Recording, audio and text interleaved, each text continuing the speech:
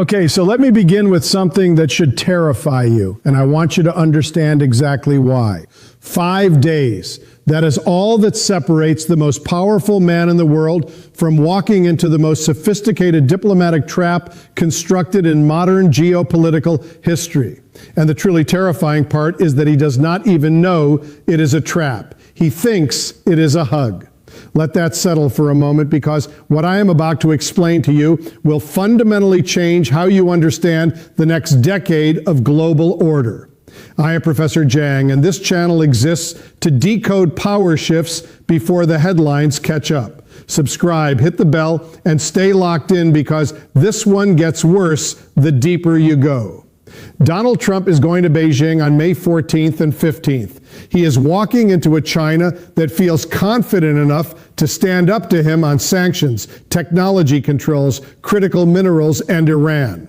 Not a China that is scrambling, not a China that is desperate, a China that has spent the last year watching America exhaust itself, bleed itself dry in the Middle East, humiliate itself in its own Supreme Court, and fracture itself across every institution it once claimed was unshakable.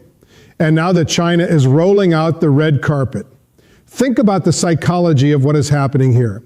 When a predator stops running and starts welcoming you, that is not surrender. That is the trap closing. Let me explain the foundational dynamic at work. This will mark the first visit to China by a sitting U.S. president in almost 9 years. 9 years. And Beijing has choreographed every single frame of it. The Great Hall of the People, the grand entrance, the pageantry, the photographs that will be beamed to every corner of the developing world. Images that whisper to the global south, look who came to us. China will portray this as recognition of Beijing's enhanced global stature and success in standing firm against the Trump administration's initial efforts to pressure China. And they are not wrong. That is exactly what it will look like, because that is exactly what it is. Now, the American public has been told this trip is about the trade war, the great deal maker, going to Beijing to extract concessions, soybean purchases, Boeing aircraft, agricultural commitments. Everybody wins, right? Wrong. Whatever concessions China makes will be nominal and not necessarily implemented. We have seen this movie before. In 2017, China committed to allowing American credit cards into China. They still have not done it nearly a decade later. The deal was announced, the cameras clicked, the handshakes happened, and then nothing. Because Beijing has understood something about American presidents that Washington still refuses to admit. The deal itself is the product. The announcement is the win. The implementation is optional. Let me address something directly here. By signaling early and loudly a desire for multiple presidential encounters this year, the Trump administration may have already reduced Beijing's incentive to offer any major concessions. Think about what that means strategically. Every time you telegraph how much you want the meeting, you surrender your leverage in the meeting. You have already told your counterpart that you need this more than they do. And Chinese officials are operating with a calculation that is almost breathtaking in its patience. They believe they will extract more value from concessions later, calculating that Trump, the self-identified consummate deal maker, will want to tout any agreement as a major breakthrough ahead of the midterm elections. They are not just playing chess, they are playing the chess player.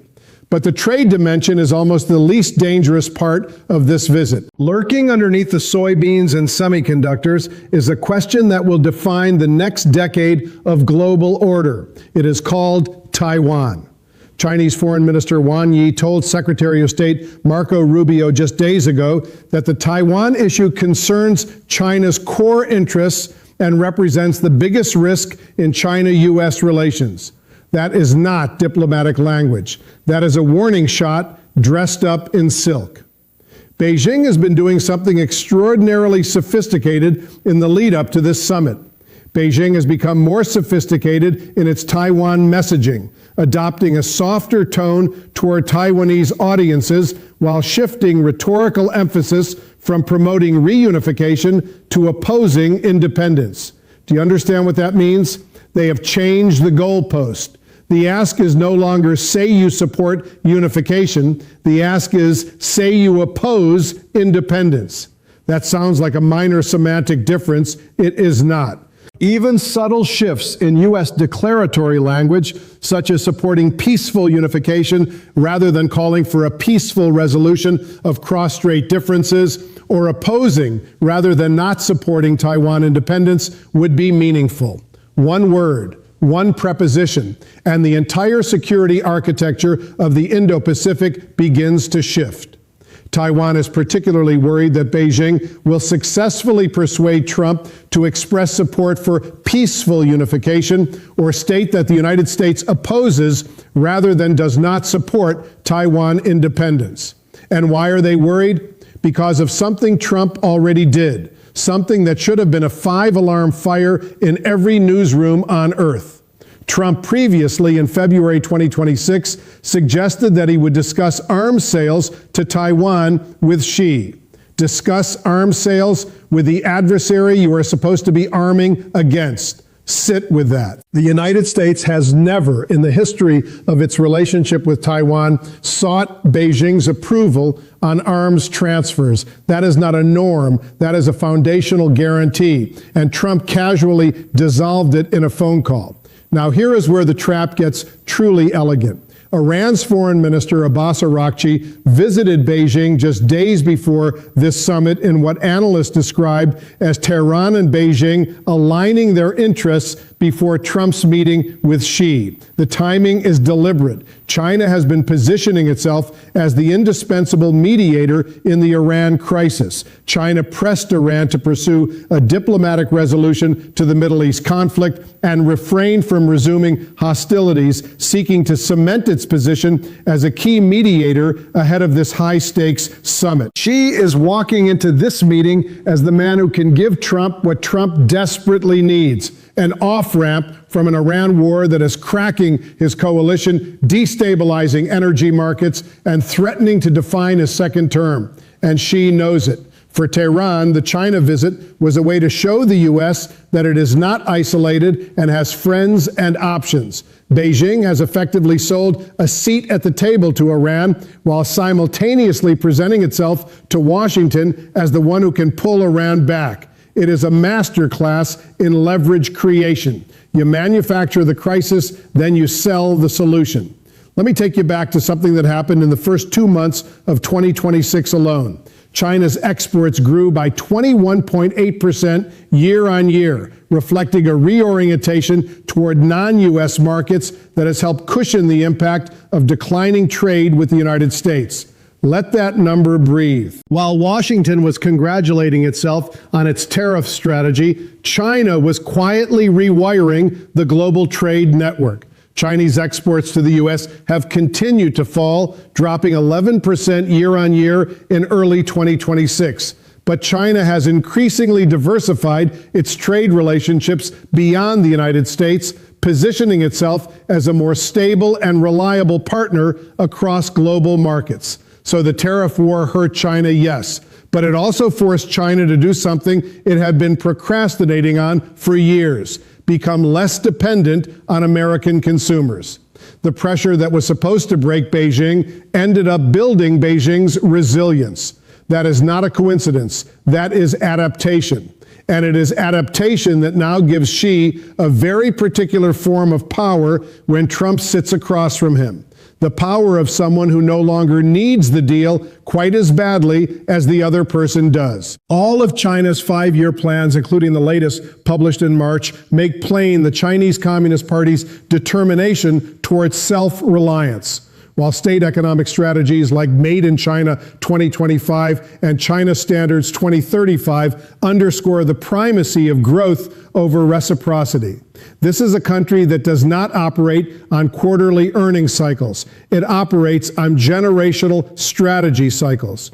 And right now, Beijing's generational strategy is crystal clear. Use this summit to lock in stability, extract symbolic concessions on Taiwan's status, present China to the world as the indispensable power, and wait.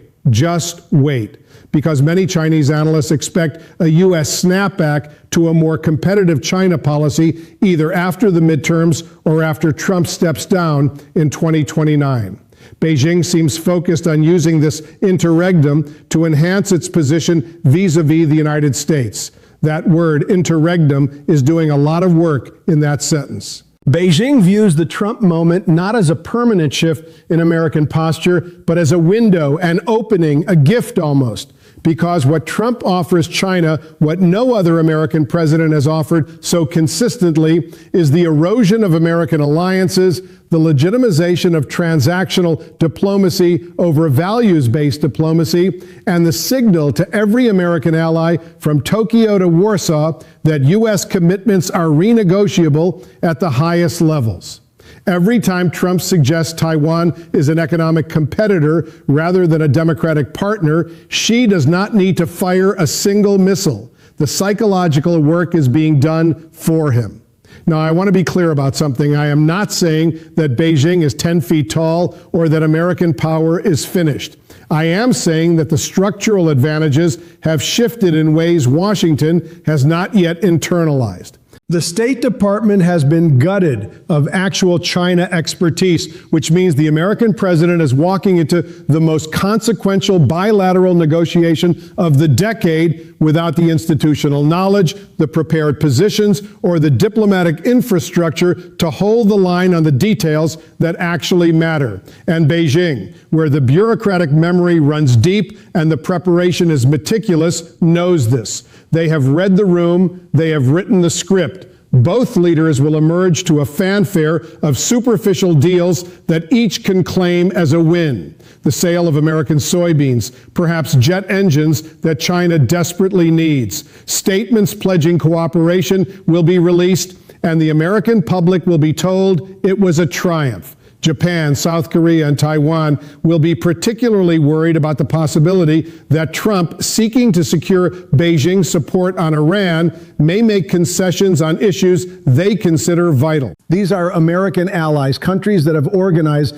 their entire security architecture around the assumption that the United States will hold the line. And right now, that assumption is trembling. China has invoked a blocking rule for the first time, directing Chinese companies not to comply with U.S. sanctions on Iranian crude, placing U.S. companies in the position of choosing between compliance with U.S. or Chinese regulatory regimes. China is no longer just resisting American power, it is constructing an alternative legal and economic architecture that forces third parties to choose sides. And it is doing this not with warships or missiles, but with regulatory instruments and financial mechanisms. That is the future of great power competition, and America is still looking for the army. Here is the deepest irony of all of this. The man who built his political brand on the art of the deal, on domination, on winning, on never blinking, is about to land in a city where the other side